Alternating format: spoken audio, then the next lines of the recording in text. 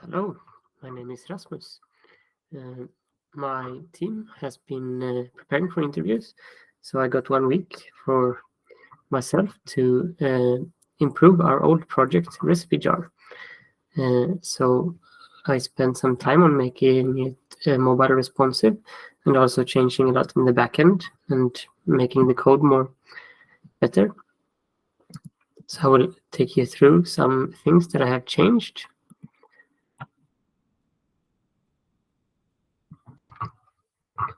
So the biggest part that I changed is how recipes can be connected to other recipes.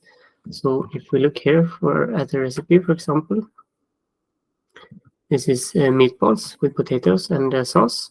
So in this recipe, the only ingredient is some potatoes, and then we have some other linked recipes here, meatballs and cream sauce. So if I now add this recipe to my menu, I can see here in the menu that I have this recipe here, and here I can change how many portions I want to have to eat. So for example, let's say we are only 2 people, then I can change this to 2 portions. And the effect this will have is that it will rescale all the ingredients in the recipe and also all the connected recipes. So if I now generate a shopping list for this, we will see all the ingredients that we have added and that it has rescaled it down to how many portions I wanted.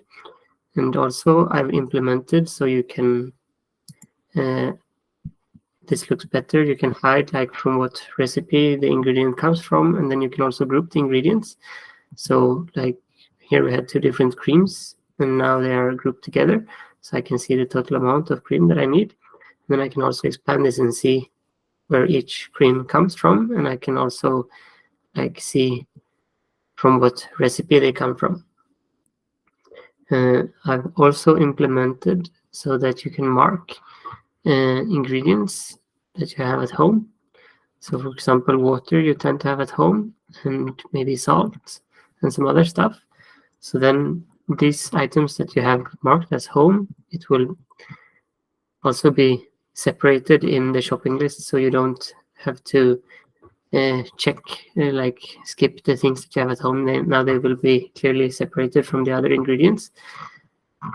And also I have implemented drag and drop for where you select your store or edit your store. So the shopping list will be generated in the order of how the items come in the store that you will visit.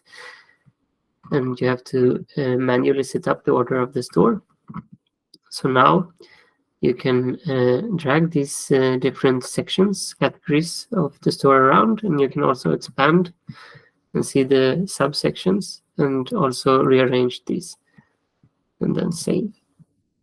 And rearranging this will have effect on this order. And then here you can select from what store you want to go and do your shopping at. So this is what I did for the last week. Thank you for listening.